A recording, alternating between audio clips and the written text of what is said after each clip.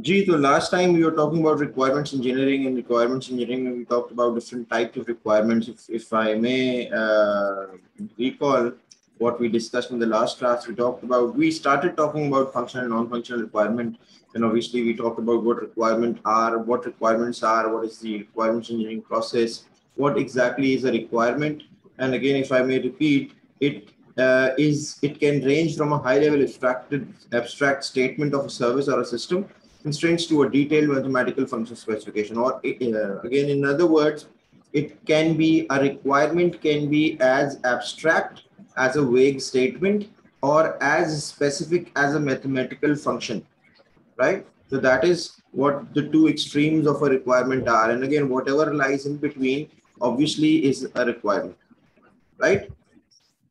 So again, we talked about the different types of requirements. There can be user requirements, there can be system requirements. A user requirement is obviously comes from the user's perspective, and a system requirement obviously is coming from a system's perspective, as in the system's requirement is doing such and such thing, right? So that was the difference. User requirements, the system requirements, or the user requirements may be abstract. Sorry. Again, please get it corrected. User requirement is something which the user says, user illustrates, and when the user gives out a requirement, it is an abstract statement. It might be something specific, but in most of the cases, it is an abstract statement, right? So again, when it converted into a system requirement, we did that in the last session as well. When it is converted into a system requirement, it is converted into a step-by-step thing so that it can be programmed, it can be implemented on the system. So that was the system requirement, right? Now, and then we talked about what are the audiences of each of these requirements. Moving on to functional, non-functional, and the domain requirements. What are functional requirements? These are also different types of requirements that there are. Functional requirements are statements of service the system should provide, how the system should react to a particular input, and how the system should behave in a particular situation.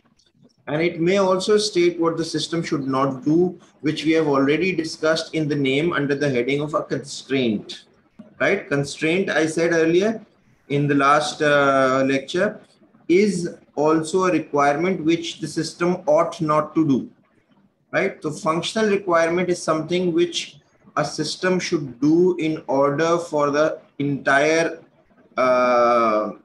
software or the system to function, right? Something that is functionally required from the system.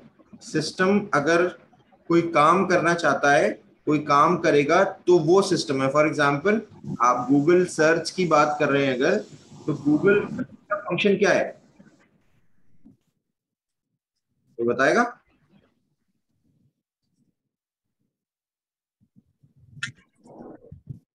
Sir again please. मैं पूछ रहा हूँ Google search का function क्या है. आप लोग search करते हैं ना. Yes sir. जो सर्च करते हैं हम इनपुट डालते हैं भाई, तो फंक्शन यही है ना उसका कि सर्च की जाए. Yes sir. पर्टिकुलर एल्गोरिथम इस्तेमाल करता है और सर्च करता है. ठीक है, ये उसका फंक्शन है. बात समझ में आ रही है. मैं जरा ब्रॉडर स्पेक्ट्रम में बात कर रहा हूँ आपके साथ. Yes, sir. मतलब ये है कि भाई वो फंक्शन जो परफॉर्म करता है उसके लिए जो रिक्वायरमेंट है. अच्छा, नॉन फंक्शनल रिक्वायरमेंट क्या है. नॉन फंक्शनल रिक्वायरमेंट ये है कि गूगल सर्च के पेज का कलर रेड हो. समझ आ रही है बात. गूगल सर्च के पेज का कलर ब्लू हो, ये नॉन फंक्शनल रिक्वायरमेंट है. यानी इसका गूगल के सर्च से कोई ताल्लुक नहीं है. समझ रहे हो. Yes sir. For example, around जी जी सर. हमने एक एग्जाम्पल जो बार बार हमने लिया है, आप टेलर को कपड़े सिलने के लिए देते हैं अपने. ठीक है, आप उससे कहते हैं कि भाई ये डिजाइन बनाना और उसमें ये बटन्स लगाना. ये क्या है, ये फंक्शनल रिक्वायरमेंट्स हैं.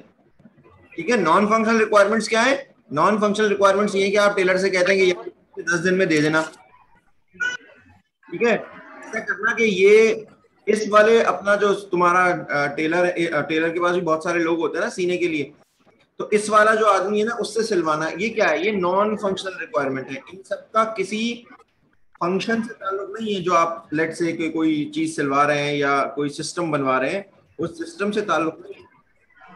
जरूरी बात। Yes yes sir. तो ये डिफरेंस है फंक्शनल रिक्वायरमेंट्स में और नॉन फंक्शनल रिक्वायरमेंट्स में।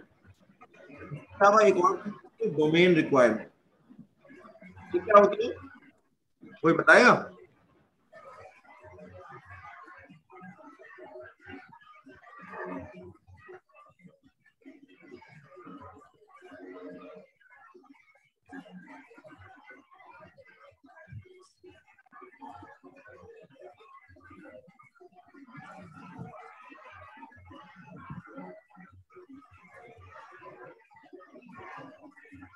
पहले मैं ही बताता हूँ। डोमेन रिक्वायरमेंट्स होती हैं वो रिक्वायरमेंट्स जो सिस्टम जहाँ इम्प्लीमेंट आप कर रहे होते हैं वहां से आती हैं। फॉर एग्जाम्पल आप फंक्शनल रिक्वायरमेंट्स भी करते हैं, नॉन फंक्शनल डिटरमिन कर ली किसी सिस्टम को डेवलप करने के लिए। आपने लेट सपोज कि आपने वो सिस्टम बना दिया पीएचपी में, और आपने एक अलग डेटाबेस लेट से माइस्क्यूएल, एक ये डेटाबेस का नाम है, पीएचपी एक लैंग्वेज, मतलब एक मार्कअप लैंग्वेज का नाम है, ये लैंग्वेज यूज करके बना दिया। अब आप जब उसको इम्प्लीमेंटेशन के लिए गए, आप जब उसको डिप्लॉय करने के लिए गए सिस्टम को, तो आपको पता ये लगा कि जिस सिस्टम पे आपको डिप्लॉय करना था वहां पे तो पीएचपी सर्वर है ही नहीं, वहां पे तो एएसपी और वहां पे तो आईआईएस और वहां पे तो आईबीएम के दूसरे सर्वर्स मौजूद हैं। आपने क्या किया, आपने फंक्शनल और नॉन फंक्शनल रिक्वायरमेंट तो डिटरमिन कर ली, लेकिन आपने जिस पे इम्प्लीमेंटेशन करनी थी वो डोमेन रिक्वायरमेंट्स नहीं डिटरमिन। ये होती है डोमेन रिक्वायरमेंट्स। यानी आप, आपके घर में बल्ब खराब हो गया, आपने कहा यार फंक्शनल रिक्वायरमेंट क्या है कि बल्ब चाहिए, रोशनी चाहिए इस जगह पे। नॉन फंक्शनल रिक्वायरमेंट क्या है कि अब वो रोशनी पीली हो या वो सफेद रोशनी हो, ये नॉन फंक्शनल रिक्वायरमेंट है। आप बल्ब ले आए बाजार से, फंक्शनल और नॉन फंक्शनल रिक्वायरमेंट को देखते हुए। मेन रिक्वायरमेंट क्या हुई, आपने बल्ब लगाने के लिए, आप बल्ब लगाने के लिए गए, अब आपको पता ये लगा कि यार वो तो एक वो जो होल्डर होता है वो चूड़ी वाला होल्डर है, आप पिन वाला होल्डर, आप पिन वाला बल्ब ले आए। तो ये क्या, ये डोमेन रिक्वायरमेंट थी कि आप चूड़ी वाला ही बल्ब लेके आते, आप पिन वाला बल्ब ले आए। तो क्या किया आपने, डोमेन रिक्वायरमेंट्स को फुलफिल नहीं किया। बात क्लियर हो रही है? सर ये एलईडी बल्ब वो जो नॉर्मल बल्ब है, तो अगर ये अलग मतलब दूसरा ले आए, जैसे हमें एलईडी चाहिए और हम नॉर्मल बल्ब सन बल्ब ले आए, तो वो किस में आएगा? बेटा ये सन बल्ब ये डोमेन रिक्वायरमेंट नहीं है, ये तो रिक्वायरमेंट्स है ना, ये फंक्शनल रिक्वायरमेंट्स हैं। आपको एलईडी बल्ब चाहिए, फंक्शनल रिक्वायरमेंट क्या है, रोशनी हो जाए। नॉन फंक्शनल रिक्वायरमेंट क्या है कि एलईडी बल्ब हो, और कौन से बल्ब होते हैं पता नहीं, वो दूसरे जो बल्ब, जो वो, ये क्या है, ये नॉन फंक्शनल रिक्वायरमेंट है। क्यों? क्योंकि इससे रोशनी, फंक्शन क्या है, रोशनी होना, उस पर फर्क नहीं पड़ रहा। एलईडी बल्ब की भी रोशनी होगी और दूसरे बल्ब की भी रोशनी होगी। सर ये जो डोमेन रिक्वायरमेंट है ये क्लाइंट की तरफ से होगी या जो सिस्टम एडमिनिस्ट्रेशन होगी उसकी तरफ से होगी? ये कहीं से भी हो, आपको डोमेन रिक्वायरमेंट्स डिटरमिन करनी होती है once you are trying to develop a system. अगर आपको यूजर नहीं बता रहा है तो योर टास्क इज कि आप डिटरमिन करें डोमेन रिक्वायरमेंट्स, वरना आप सिस्टम बना लेंगे गलत। Yes sir. अच्छा, और दूसरी बात ये कि यूजर को थोड़ी पता होता है कि ये डोमेन रिक्वायरमेंट क्या है। यूजर को क्या पता भाई, ये तो आपको पता है ना कि एक चीज होती है जिसको आप फंक्शनल रिक्वायरमेंट कहते हैं, एक चीज होती है जिसको आप नॉन फंक्शनल रिक्वायरमेंट कहते हैं, एक चीज होती है जिसको आप डोमेन रिक्वायरमेंट कहते हैं। ठीक है, ये तो आपको पता है ना। तो आपको ये चीजें यूजर से उगलवानी है, जिसको हम कहते हैं रिक्वायरमेंट एलिसिटेशन। ये आपको यूजर से निकलवानी है, उगलवानी है, यूजर से पूछने हैं सवाल ऐसे कि जिनके जवाब में आपको तमाम आपकी जो रिक्वायरमेंट्स हैं वो आपको फुलफिल करने का मौका मिल सके।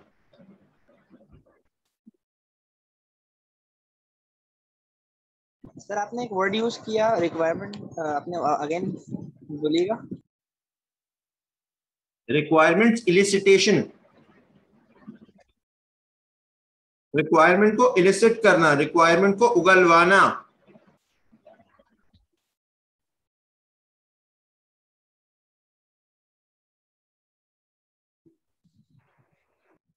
ठीक है, अच्छा। ठीक है सर। और एक और बात मैं आपको बता दूं, please go through the book. ये जो चैप्टर हम पढ़ रहे हैं ना बुक में, हम पूरा चैप्टर नहीं पढ़ते हैं। एक बात समझ लो, ये कोर्स सॉफ्टवेयर इंजीनियरिंग का नहीं है, ये इंट्रोडक्शन टू सॉफ्टवेयर इंजीनियरिंग का है। हम हर चीज में से थोड़ा थोड़ा पढ़ते हैं ताकि हमें हर जो एस्पेक्ट है सॉफ्टवेयर इंजीनियरिंग का उसका आइडिया हो सके। लेकिन you can go through the book, उसमें ये सारी चीजें मौजूद होती हैं और डिटेल में। मैं बहुत डिटेल में नहीं जाता क्योंकि वो स्कोप नहीं है हमारे कोर्स का। ठीक है, yes sir. Okay sir.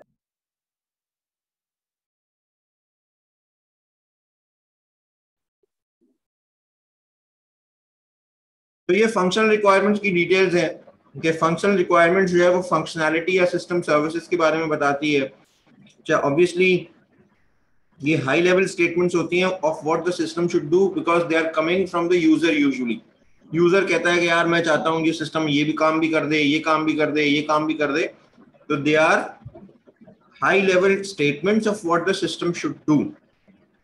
Functional requirement should describe the system service in detail, यानी सिस्टम किस तरह से उनको सर्व करे यूजर्स को। ये सारी चीजें फंक्शनल रिक्वायरमेंट जो है system functional system requirement detail में उनको बतानी चाहिए। अच्छा, अब हम जो आपने बुक में पढ़ा होगा, मैंने आप लोगों को एक टास्क भी दिया था, ये खैर पहले भी और हम पहले भी डिस्कस कर चुके हैं कि mental health care patient management system जो कि एज अ केस बुक में चल रहा है, उसकी जो रिक्वायरमेंट्स होंगी फंक्शनल वो क्या होंगी। हम पहले समझ चुके हैं कि ये mental health care patient management system है क्या। आई होप कि आप लोगों को याद हो, याद है या नहीं?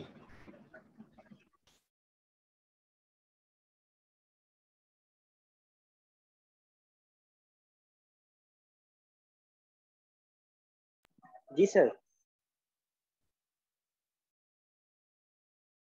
सिर्फ तुम ही बोले जा रहे हो, बाकी किसी को याद है या नहीं? Yes sir, yes sir, yes. जी सर याद। जी सर, जी सर। तो ये है mental health care patient management system. हमें याद होगा कि इसमें एक दफा हमने देखा था कि जी वो सारे क्लिनिक से जितनी भी ड्रग्स दी गई हों उनकी रिक्वायरमेंट, उनका वो कैसे बनेगा, जो डॉक्यूमेंट है, ये सारी चीजें थी। तो a user shall be able to search the appointment list for all the clinics. To, the system shall generate each day for each clinic a list of patients who are expected to attend appointments that day. Each staff member using the system shall be uniquely identified by his or her 8-digit employee number. अब ये सारी क्या है? ये सारी functional requirements हैं। ठीक है, यानी कि सर्च कर सकते हैं अपॉइंटमेंट्स को यूजर। यूजर का मतलब कोई भी यूजर, यानी एक डॉक्टर भी यूजर हो सकता है, एक कोई पैरामेडिकल स्टाफ भी यूजर हो सकता है, और एक जो ऑफिस स्टाफ है mental health care patient management system facility का, वो भी यूजर हो सकता है। ठीक है, और एक जिसने अपॉइंटमेंट लिया हुआ है वो भी यूजर हो सकता है। उस यूजर को जिसने अपॉइंटमेंट लिया हुआ है, क्या वो अपॉइंटमेंट लिस्ट देख सकता होता है? मतलब उन्हें उसे देखनी चाहिए, उसको हम ये प्रिविलेज लेवल दे सकते हैं? No sir. एग्जैक्टली, तो हमें ये भी डिटरमिन करना होता है कि कौन से यूजर का क्या प्रिविलेज लेवल होगा। ये सारी जिन चीजों की हम बात कर रहे हैं, ये सारे हम स्टाफ मेंबर्स को अलाउ करेंगे।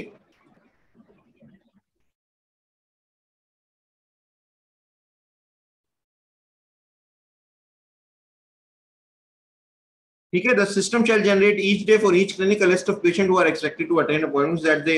यानी सिस्टम जो है वो पेशेंट्स की जो लिस्ट जो उस दिन के अपॉइंटमेंट है जिन पेशेंट्स की, उनकी लिस्ट निकाल दे, और हर स्टाफ मेंबर जो है वो अपना एक यूनिक आईडी हो, 8 डिजिट्स की जो हो, उससे आइडेंटिफाई हो सकता हो। यानी सिस्टम ये पूछे कोई भी यूजर जो हो कि भाई तुम्हारा आईडी नंबर क्या है, और जब वो आईडी नंबर इंसर्ट करे, उसका पासवर्ड वगैरह होगा कुछ, तब उसको सिस्टम का एक्सेस मिले।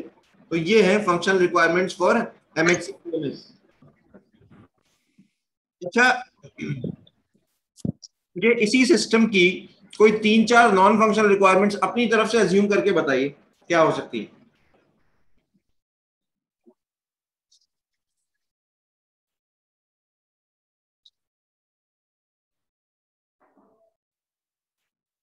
अच्छा रुके, मैं पूछता हूं ना जरा।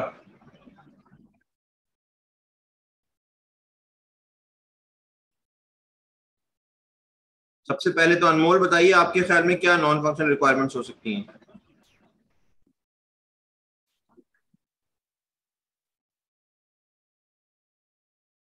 अनमोल, सर आपकी आवाज मैं कह रहा हूं अनमोल आप बताइए इसी सिस्टम की नॉन फंक्शनल रिक्वायरमेंट्स क्या हो सकती हैं?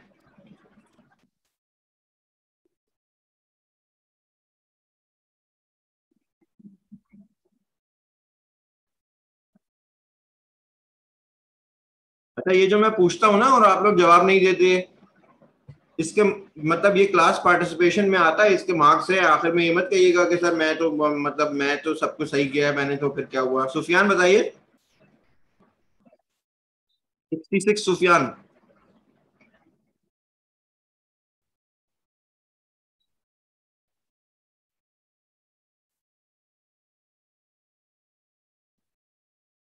गुलाम सिद्दीक।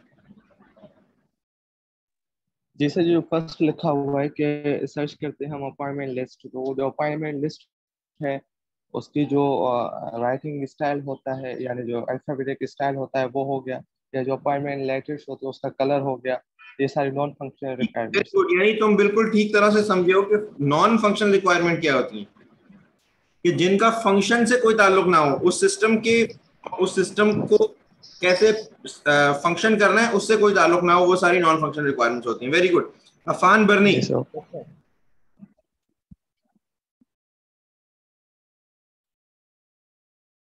जी अफान बर्नी। मिसबा अतहर।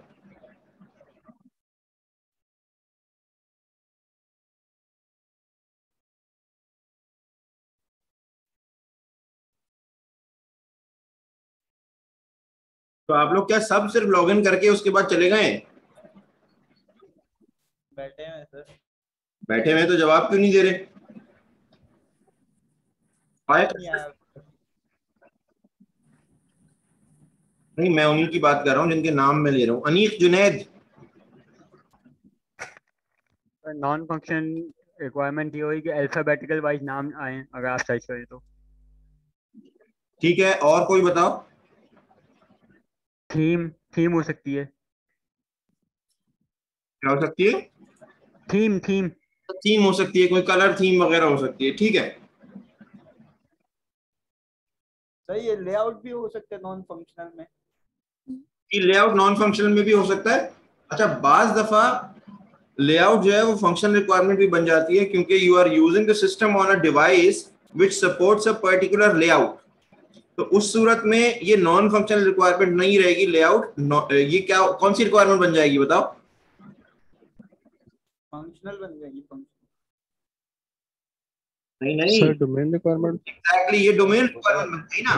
भाई आप एक ऐसी साइज की स्क्रीन पे काम कर रहे हैं जिसपे कोई और साइज नहीं काम करेगा, तो ये क्या बन गई? डोमेन रिक्वायरमेंट बन गई। ठीक है, चलो गुड। अच्छा आगे बढ़ते तो सर रिक्वायरमेंट। एक जी जी बोलो। एग्जांपल और देंगे आप नॉन फंक्शन की? आप ये काम एक हफ्ते में पूरा कर लें, टाइम जो है वो भी एक नॉन फंक्शनल रिक्वायरमेंट है। ठीक है, यस सर। यानी कितना टाइम मिलता है आपको किसी काम को करने के लिए, वो उस काम के फंक्शनल रिक्वायरमेंट्स का हिस्सा नहीं है।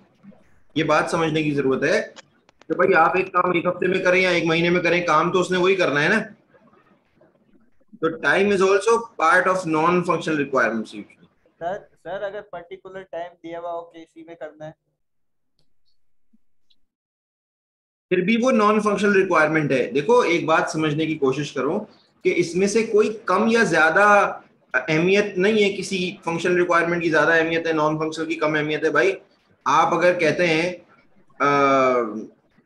आप किसी से कहते हैं, अपनी दोस्त से, अपने घर वालों से कि भाई मेरे लिए ईद का सूट ले आए, और मेरे लिए ईद का सूट जो है वो ब्लैक कलर का हो, एग्जाम्पल दे रहा हूँ, ब्लैक कलर का हो, और वो लोग बाजार जाते हैं, वो आपका साइज वाइज सब लेके जाते हैं, आपके साइज का सूट लेकर आते हैं लेकिन पिंक सूट ले आते हैं,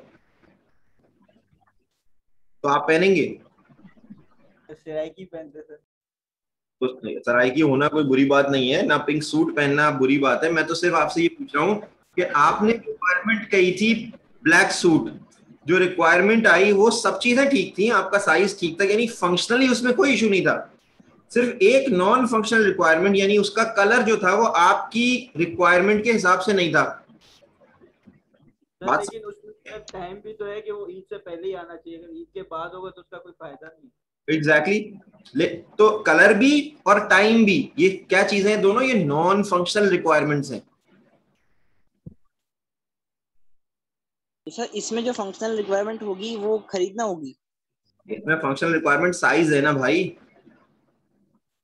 ओके ओके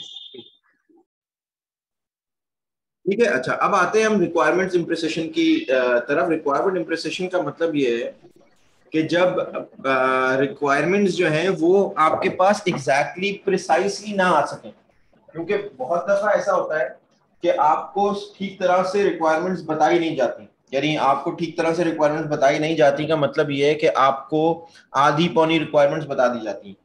ठीक है, अच्छा आधी पानी रिक्वायरमेंट्स का क्या मतलब है कि यूजर ने जब रिक्वायरमेंट्स डिलीवर करनी थी या जब रिक्वायरमेंट्स देनी थी तो उसने आपको एम्बिग्विटी थोड़ी सी छोड़ दी रिक्वायरमेंट्स बताने में।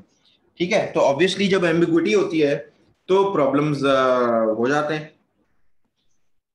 ठीक है, क्योंकि एम्बिगुअस रिक्वायरमेंट्स जो हैं they may be interpreted in different ways by developers and users. अब हर आदमी एम्बिगुअस चीज को अपनी पर्सपेक्टिव से उसको इंटरप्रेट करता है ना। ठीक है, तो इसमें तो एम्बिगुइटी होनी है। तो जो consider the term search in requirement 1, ये जो रिक्वायरमेंट थी, ठीक है, ये क्या user shall be able to search the appointment list for all clinics. अच्छा अब इस ये सर्च जो है ये इटसेल्फ एक एम्बिगुअस टर्म है। ठीक है, यानी क्या सर्च, कितनी सर्च, पेशेंट नेम से सर्च करे या किस चीज से, या डॉक्टर के नाम से सर्च करे या किसी के नाम से भी सर्च करे, ये एक बहुत ब्रॉड चीज आ गई है आपके सामने। ठीक है, या यूजर क्लिनिक चूज करे फिर सर्च करे एक्सेट्रा एक्सेट्रा, आप तो इसमें कोई सी भी सर्च डाल सकते हैं और कहेंगे जी ये रिक्वायरमेंट पूरी हो गई। अब यूजर कहेंगे नहीं भाई मेरा मकसद ये था कि यूजर जो है वो डॉक्टर के नाम से सर्च कर सके, आपने क्लिनिक के नाम से सर्च बना दी, क्लिनिक को एज प्राइमरी पैरामीटर लेते हुए सर्च बना दी। तो अगेन ये क्या है, ये एम्बिगुअस रिक्वायरमेंट है, यानी ये इम्प्रिसाइज रिक्वायरमेंट है। क्लियर हो रही है बात? जी sir. Okay sir. Yes sir. Yes sir. ना क्या होता है, हमें जो भी इस तरह के एम्बिगुअस स्टेटमेंट्स होती हैं या एम्बिगुअस रिक्वायरमेंट्स होती हैं, हमें कोशिश ये करनी होती है कि हम रिक्वायरमेंट्स को एज स्पेसिफिक एज पॉसिबल बनाएं, so that when the project is complete, when the development work is completed, we can easily say कि जी whatever the requirements were, they are all the requirements have been fulfilled. ठीक है, तो again we should focus on requirements completeness and consistency. ठीक है, in principle requirements should both be complete and consistent. Complete किसे कहते हैं?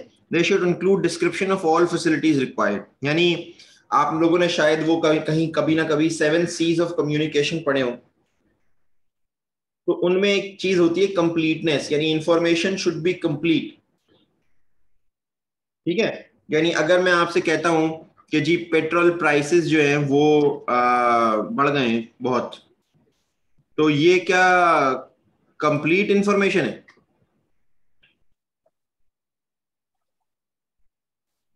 नहीं sir. No sir. नहीं सर। ठीक है, नो सर। No sir. इसको कंप्लीट करें जरा।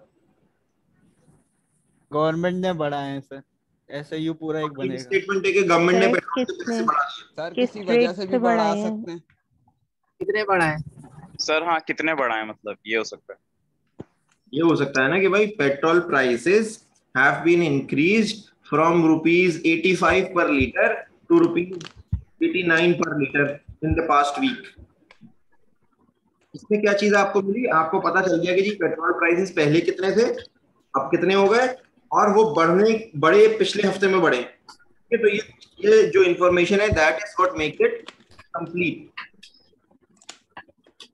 जैसे आपको कभी कोई बात छुपानी होती है ना, घर में आप कहीं जा रहे होते हैं और आपको बताना नहीं होता घर में कि कहाँ जा रहा हूँ तो या कहाँ जा रही हूँ, तो आप क्या कहते हैं? आ रहा हूँ। दोस्त क्या जा रहा हूँ, अभी आता हूँ थोड़ी देर में। अच्छा, दोस्त क्या जा रहा हूँ, कौन दोस्त कहाँ रहता है, कौन मतलब कितना दूर है घर, एक्सेट्रा एक्सेट्रा, ये सारी इंफॉर्मेशन देंगे तो कंप्लीट इंफॉर्मेशन होगी ना। लेकिन आप खुद जान के उसको क्या करते हैं, एम्बिगुअस छोड़ते हैं।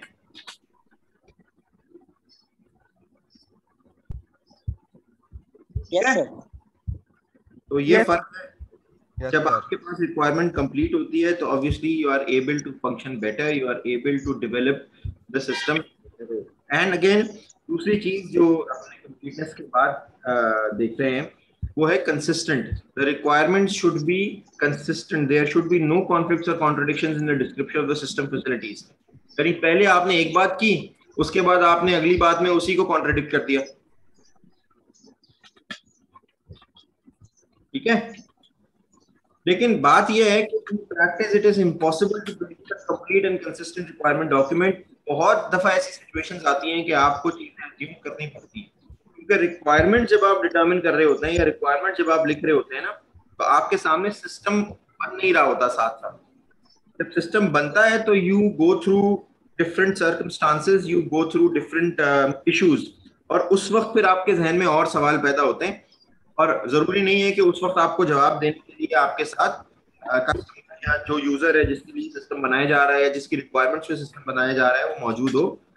तो होता यह है कि you have to then assume a lot of things. जब आप अज्यूम करते हैं तो फिर ही सिस्टम आगे बढ़ना कंटिन्यू रहता है। ठीक है, तो ये क्या है, जो रिक्वायरमेंट्स रिक्वायरमेंट्स है, यानी रिक्वायरमेंट्स की रिक्वायरमेंट, ये रिक्वायरमेंट होने की आगे बढ़ने की रिक्वायरमेंट ये है कि they should be complete and they should be consistent.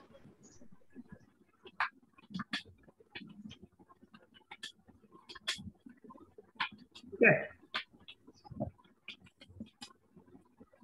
अच्छा जी, तो नॉन फंक्शनल सर ये फंक्शनल रिक्वायरमेंट्स के अंदर आते हैं जो आपने पीछे स्लाइड समझाई है।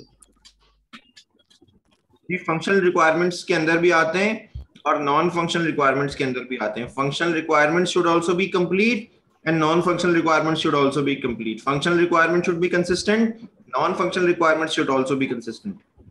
Okay? Okay sir. Non-functional requirements की हम पहले बात कर चुके हैं डिटेल में भी कि जी these define system properties and constraints, for example reliability, response time and storage requirements. Constraints are IO device capabilities, system representations etc. एक और एग्जांपल इसकी देख लेते हैं जिसमें बात की है रिस्पॉन्स टाइम की। अब एक सिस्टम है, आप कहते हैं कि जी ये सिस्टम मुझे सर्च रिजल्ट्स दे। ठीक है, आप कहते हैं कि ये सर्च करके दे मुझे।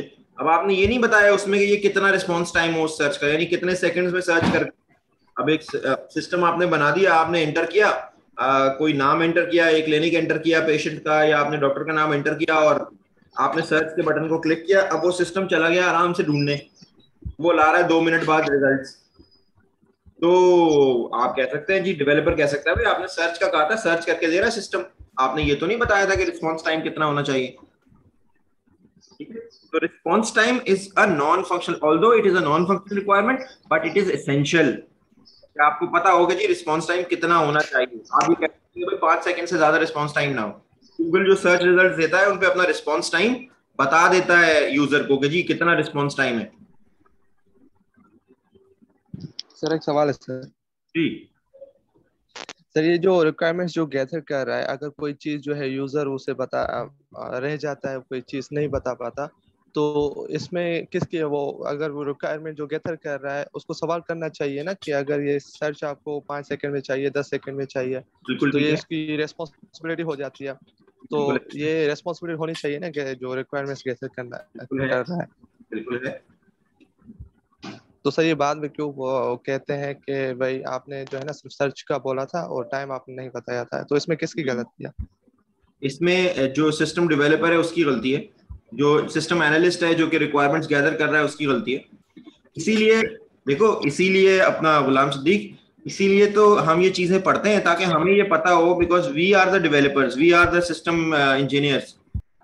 ठीक है, हमें ये पता होगा तो हम सवाल करेंगे ना, हमें पता ही नहीं है हम क्यों सवाल करेंगे? फिर हम कहेंगे चलो भाई रिक्वायरमेंट्स आ गई, यूजर ने दे दी।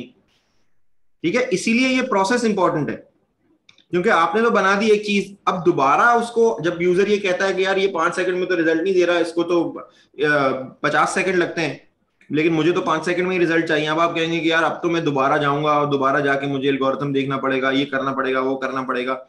तो क्या हुआ, जो सिस्टम की कॉस्ट है वो ऊपर चली जाएगी, क्योंकि अब आपका टाइम उस पर ज्यादा लग रहा है, अब आपका बजट ज्यादा लग रहा है, अब आपकी रिसोर्सेज और ज्यादा लग रही है उस पर।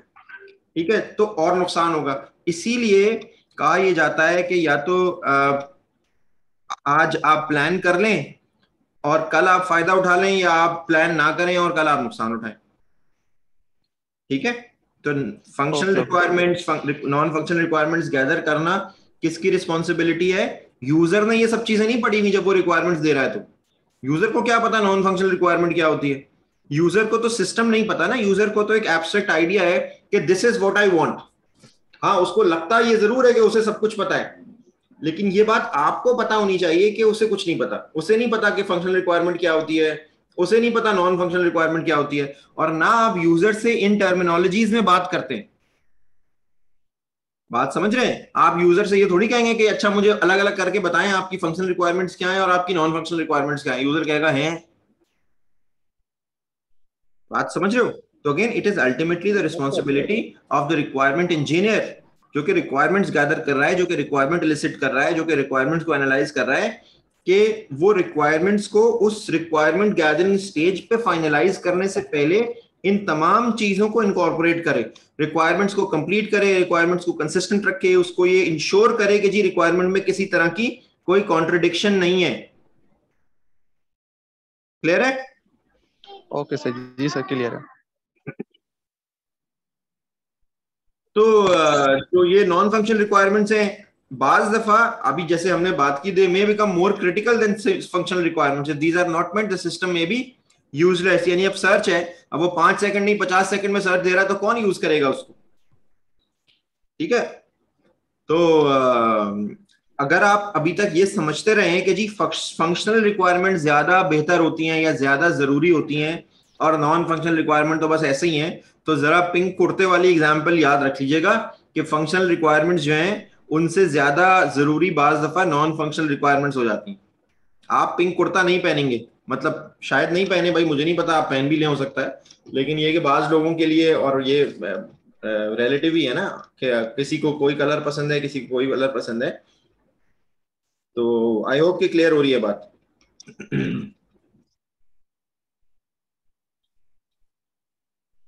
तो there are several types of non functional requirements as well. ठीक है, नॉन फंक्शनल रिक्वायरमेंट में there are product related non functional requirement, there are organisational non functional requirements and there are external non functional requirements as well. Product requirements में फिर आपकी efficiency requirements हैं, जो जिसकी अभी हमने बात की कि जी 50 सेकंड या 5 सेकंड।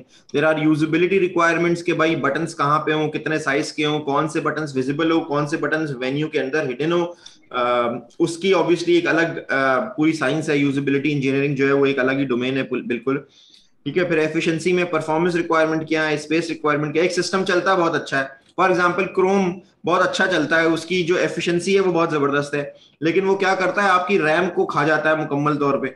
तो क्या यूजर के लिए ये ठीक है? यूजर की रिक्वायरमेंट्स ऐसी है कुछ। ठीक है, तो प्रोडक्ट में फिर डिपेंडेबिलिटी रिक्वायरमेंट है कि जी सिस्टम को डिपेंडेबल होना चाहिए, it should not let's say exit in, it should not go into a hang position, उसमें नहीं जाए। सिक्योरिटी रिक्वायरमेंट्स है, किसकी सिक्योरिटी बेहतर है।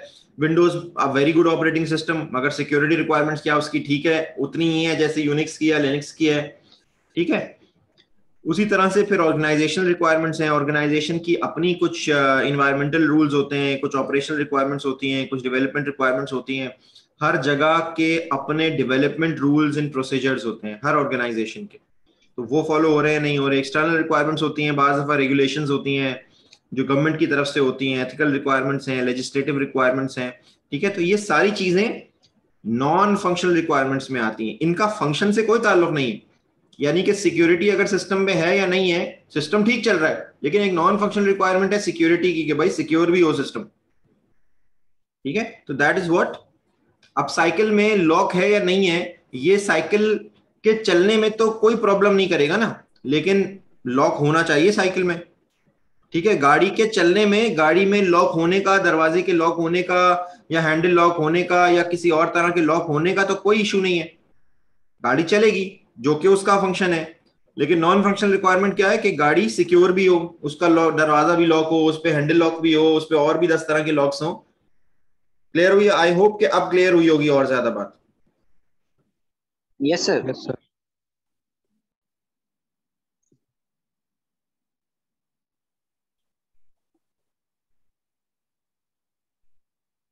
ठीक है, तो नॉन फंक्शनल रिक्वायरमेंट इम्प्लीमेंटेशन जो है वो ऑब्वियसली में, नॉन फंक्शनल रिक्वायरमेंट्स में affect the overall architecture of a system rather than the individual components. For example, to ensure the performance requirements are met, you may have to organize the system to minimize communication between the component. तो अब non functional requirement है कि जी आप system को optimise करें, यानी वो जल्दी रिस्पॉन्ड करे, तो आपको करना ये पड़ेगा कि जो डिफरेंट कंपोनेंट्स हैं सिस्टम के, उनको आपस में ऐसे ऑर्गेनाइज करना पड़ेगा कि वो मिनिमम कम्युनिकेशन करें, ताकि जो परफॉर्मेंस है वो सिस्टम की इंप्रूव हो सके। ठीक है, a single non-functional requirement such as security requirement may generate a number of related functional requirements that define system services that are required, and it may also generate requirements that restrict existing requirements. We've talked about the security requirement as a non-functional requirement, as a core, as a very very important non-functional requirement just on the previous slide. हमने गाड़ी की example ली थी कि जी वो भी बहुत जरूरी है, सिक्योरिटी भी गाड़ी के चलने के फंक्शन के अलावा।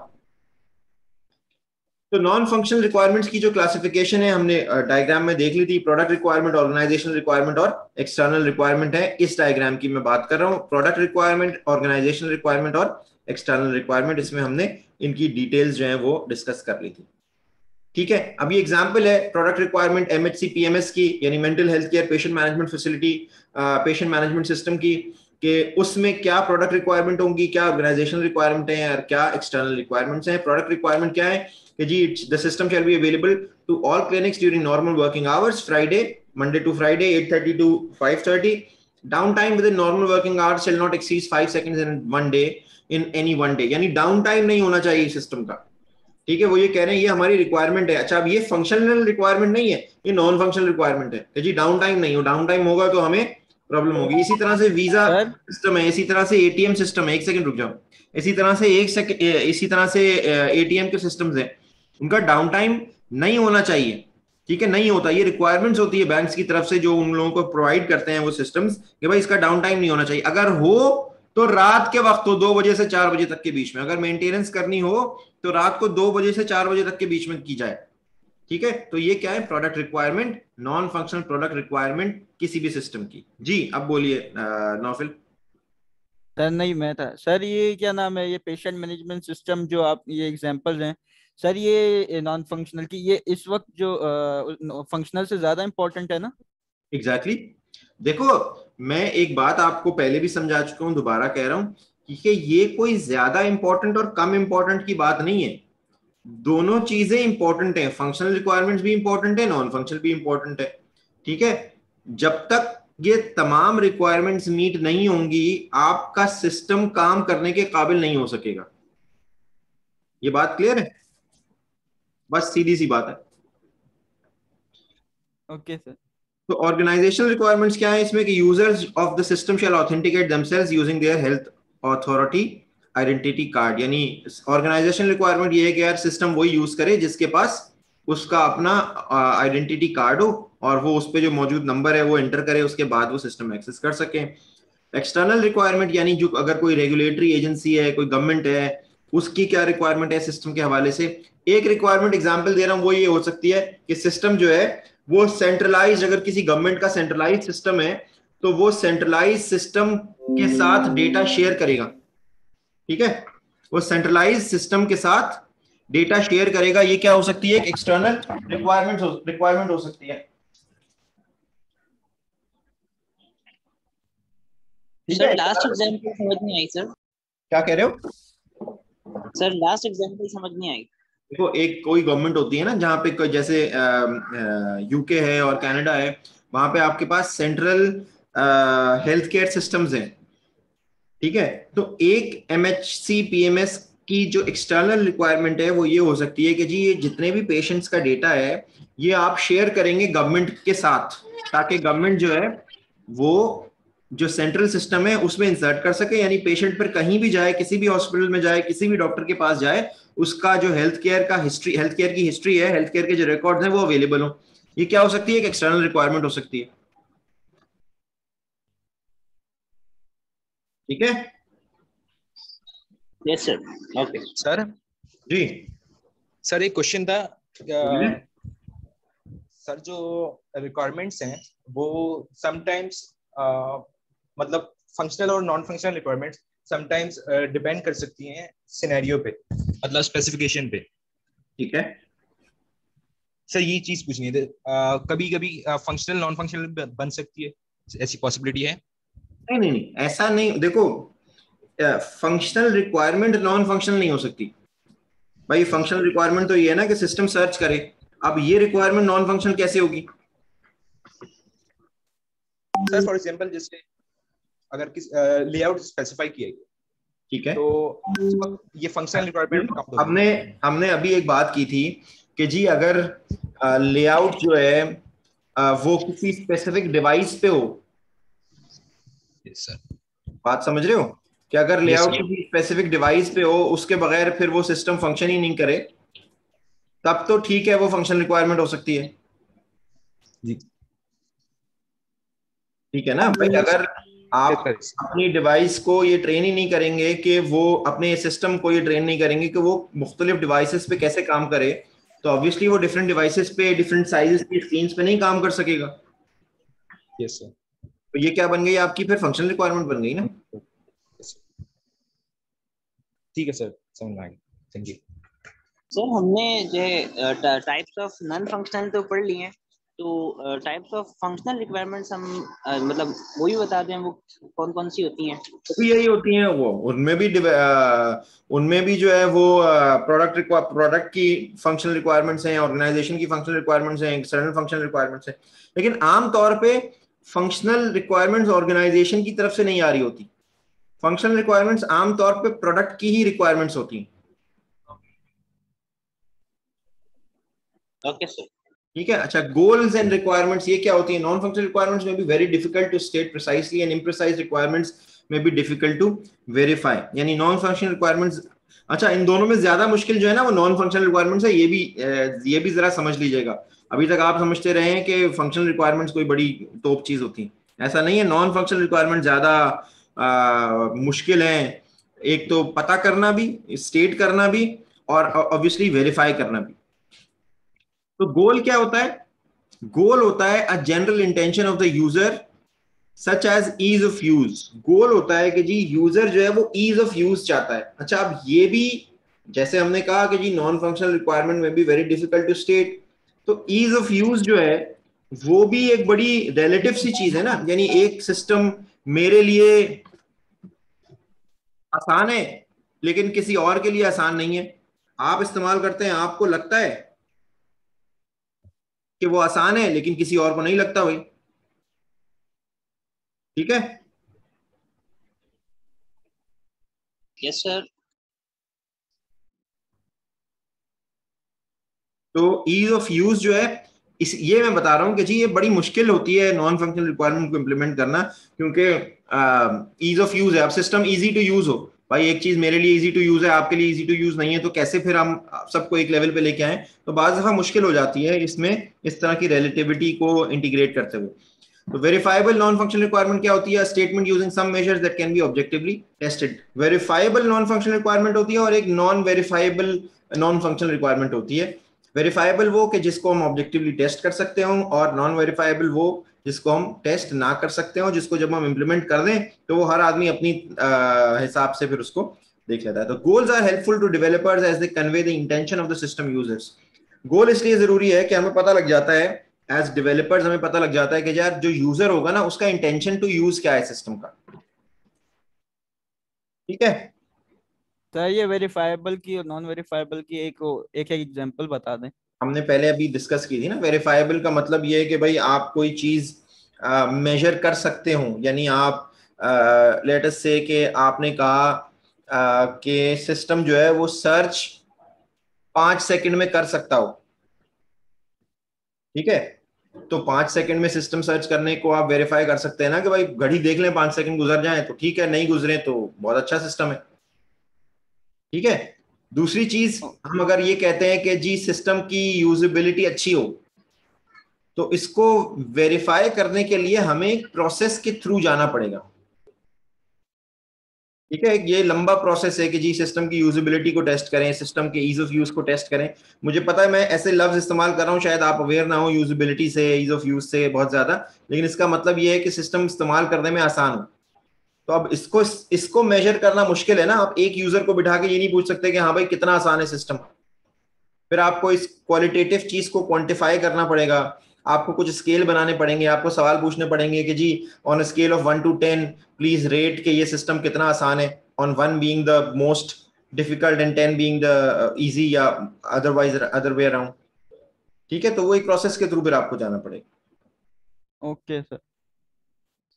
तो यूजेबिलिटी रिक्वायरमेंट्स के हो सकती हैं कि जी system should be easy to use by medical staff and should be organised in such a way that use errors are minimised. ये क्या है, गोल है कि भाई एरर जो है वो कम से कम हो। और मैं एक बात कहता हूं कि जी वो कि the best error message is none at all, यानी सबसे अच्छा तो यही है कि एरर मैसेज हुई, एरर आए ना मतलब एरर हो ही ना सिस्टम में। आप सिस्टम को ऐसे ऑर्गेनाइज करें कि एरर आने के चांसेस ही ना हो, 0 चांसेस हो एरर आने के, ठीक है। खैर, तो medical staff shall be able to use all the system functions after 4 hours of training. यानी अब ये भी बता दी ये यूजेबिलिटी रिक्वायरमेंट्स के जी कम से कम बस 4 घंटे, ज्यादा से ज्यादा 4 घंटे की ट्रेनिंग चाहिए किसी को इस सिस्टम को इस्तेमाल करने के लिए। यानी जो उसका लर्निंग कर्व है उसकी ड्यूरेशन 4 घंटे की हो बस maximum. After this training the average number of errors made by experienced user shell not exceed 2 per hour of system use. अब ये क्या है, ये testable functional non functional requirement है कि जी 4 घंटे जिसने ट्रेनिंग कर ली उसके बाद वो 2 गलतियां पर आवर से ज्यादा ना करे सिस्टम को इस्तेमाल करते हैं।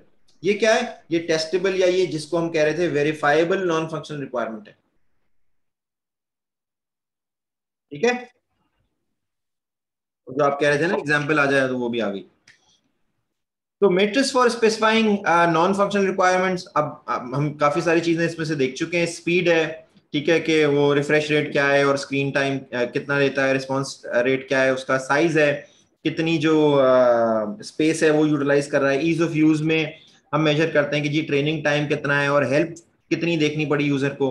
रिलायबिलिटी में हम देखते हैं मीन टाइम टू फेलियर, यानी कितनी दफा फेल होता है, प्रोबेबिलिटी ऑफ अनअवेलेबिलिटी, किस वक्त अनअवेलेबल रहेगा, फेलियर अकरेंसेस के क्या रेट्स हैं, और सिस्टम अवेलेबल कितने अरसे तक कितनी देर तक रहता है। रोबस्टनेस कि जी जब रीस्टार्ट करते हैं आप फेलियर के बाद तो कितनी देर में रीस्टार्ट होता है और कितने ऐसे इवेंट्स हैं जो कि सिस्टम फेलियर कॉज कर देते हैं। प्रोबेबिलिटी कि जी percentage of target dependent statements and number of target systems कितने हैं, एक सिस्टम फेल होता है तो उसके साथ कितने और सिस्टम्स फेल हो जाते हैं। तो ये वो सारी जो नॉन फंक्शनल रिक्वायरमेंट्स मैट्रिसेस की प्रॉपर्टीज है वो हैं। अच्छा, हमने इसमें अभी भी कलर की और उन चीजों की बात नहीं की क्योंकि वो बड़ी समझ लें कि आम सी चीजें हैं, that is also part of the non functional requirements.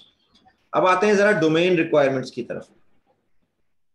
Domain requirements, अच्छा मैं एक जरा सा समझ लें कि एग्जाम में जो क्वेश्चंस इसके से रिलेटेड होते हैं ना, मैं आप लोगों को जो इस बुक के एंड में एक्सरसाइजेस दी हुई हैं, जो बुक के एंड में कह रहा हूँ चैप्टर के एंड में एक्सरसाइज दी हुई हैं, उसमें भी इस तरह के क्वेश्चंस हैं। एंड आई होप कि आप लोग जो जो चैप्टर्स हम करते जा रहे हैं उसके चैप्टर के एंड में जो एक्सरसाइजेस हैं वो आप करते जा रहे हैं, क्योंकि वही उसी से ही मैं आमतौर पे एग्जाम में भी क्वेश्चंस दे रहा होता हूँ। तो जो डोमेन रिक्वायरमेंट्स हैं,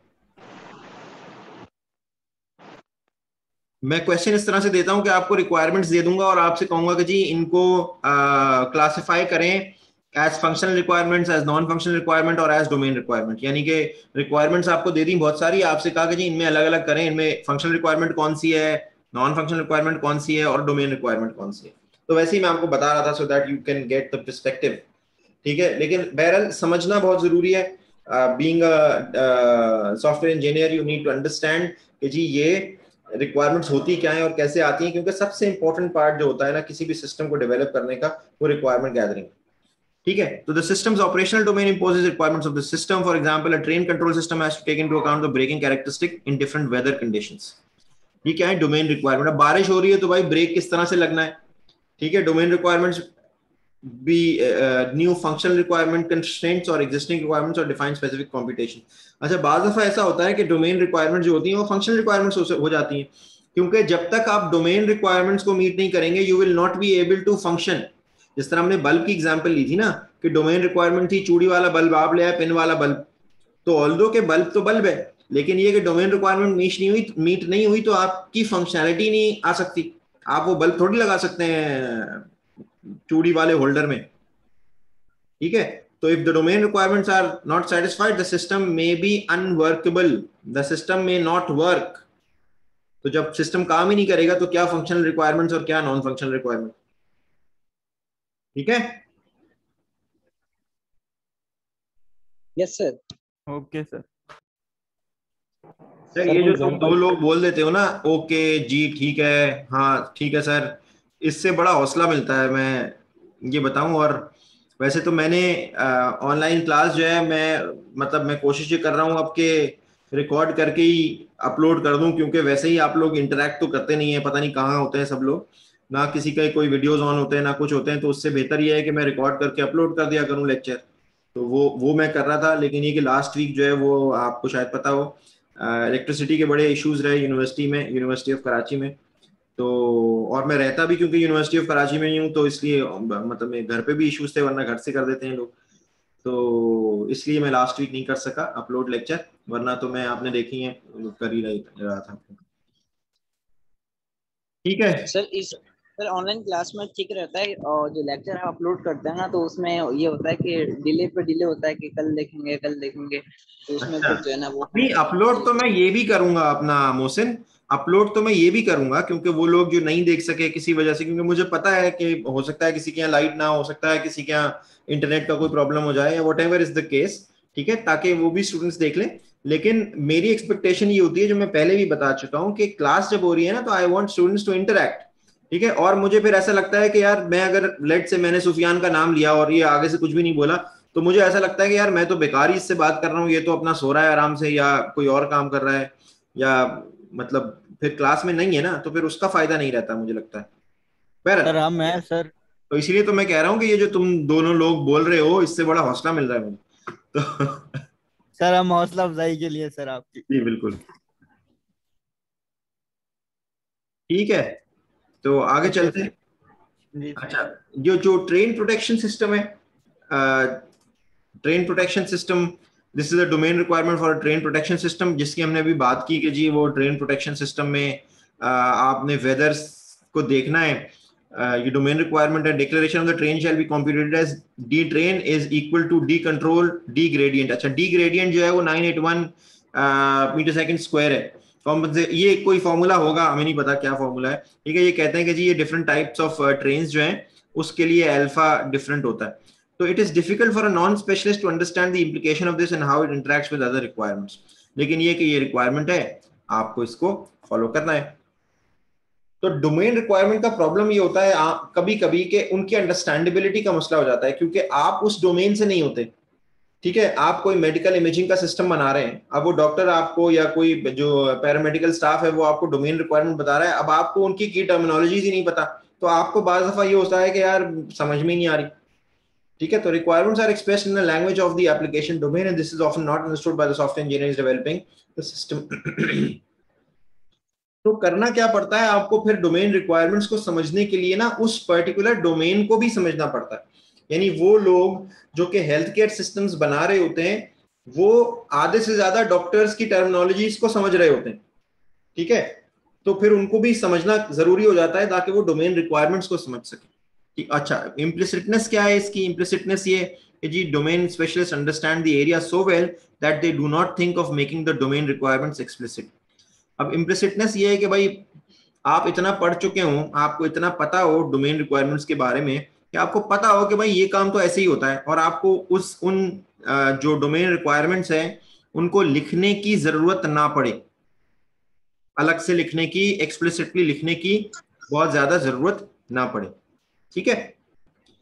तो जो की पॉइंट्स है आज के वो थे जी कि requirements of a software system set out what the system should do and define constraints on its operations and implementation. Functional requirements जो हैं वो are statements of the service that the system must provide or are descriptions of how some computations must be carried out. Non-functional requirements often constrain the system being developed and the development process being used, and they often relate to the emergent properties of the system and therefore apply to the system as whole. ये हम बात कर रहे हैं आखिर में non functional requirements की. ठीक है, डोमेन रिक्वायरमेंट्स की भी हमने बात कर ली. और this was the requirements engineering lecture 2. Lecture 1 already uploaded है. आई होप कि आज भी आपको जो बातें की हमने वो क्लैरिटी उसमें होगी और वो समझ में आ गई होगी. Yes sir. Yes sir. Yes sir. Sir आप जो है वो ये स्लाइड अपलोड कर दीजिएगा सर. ये स्लाइड्स ऑलरेडी अपलोडेड है. नेट पे हैं, कर सकते हैं, नेट पे हैं. मैं ये लेक्चर आज का फिर अपलोड कर दूंगा जरूर. जी अबू उबैदा. सर ये बता दें कि इस सब्जेक्ट को पढ़ने के बाद हमें क्या चीज आना चाहिए, उन तीन चीजों के बारे में बताऊं.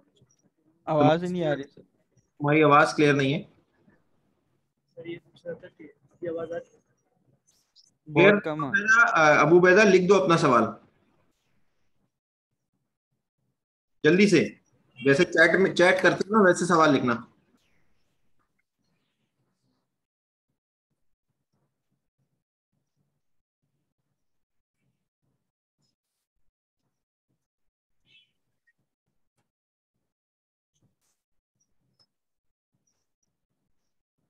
डोमेन कहता है डोमेन की और एक और एग्जांपल बता. भाई डोमेन की एग्जांपल ये है, आपने गाड़ी ली, लेट से आपने ले ली BMW. अब आप कहते हैं कि मैं BMW लेके पहाड़ी इलाके में जाऊंगा. ठीक है, आपने कहा यार बड़ी आरामदेह गाड़ी की रिक्वायरमेंट है मेरी, बड़ी सब जबरदस्त रिक्वायरमेंट, लेकिन डोमेन रिक्वायरमेंट क्या थी कि वहां पे जीपी जा सकती है. ठीक है, तो डोमेन रिक्वायरमेंट इंपॉर्टेंट है. डोमेन रिक्वायरमेंट्स आप मीट नहीं करेंगे तो आप फंक्शन ही नहीं कर पाएंगे. आप BMW लेके वहां नहीं जा सकते. आगे समझ. मोहम्मद रेहान, क्या नाम है, रेहान जो भी है. रेहान. अच्छा, अबू वैदा फरमाते हैं कि sir goal of this subject, अबे रुक जाओ ना.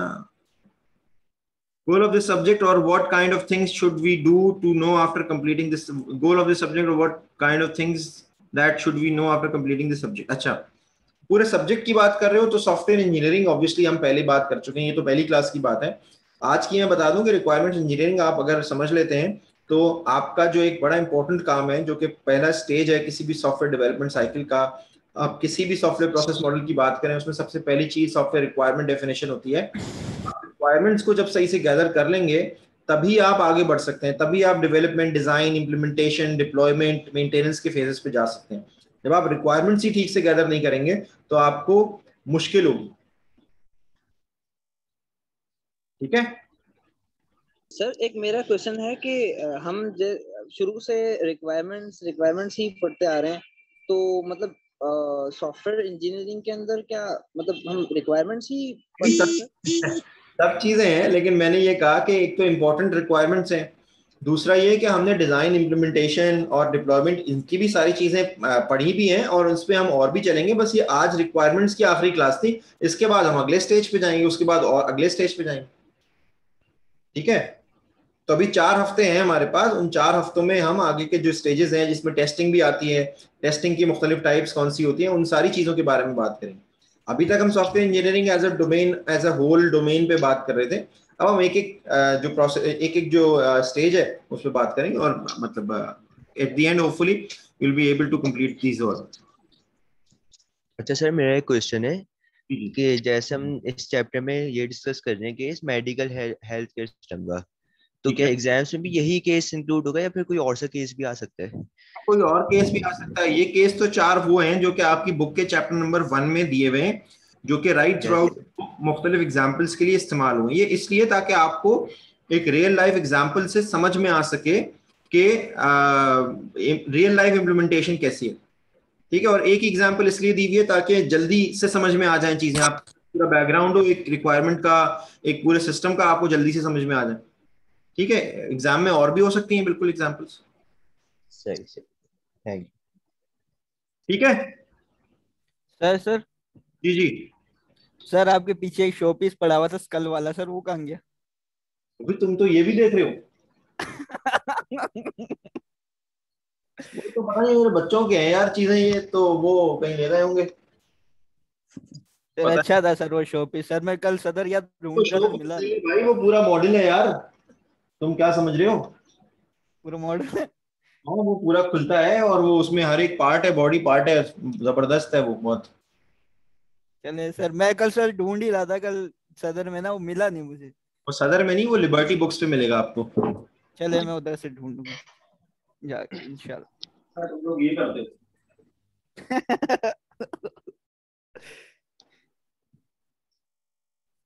अच्छा वो गया, हाँ मैं खुद भी देख रहा हूँ।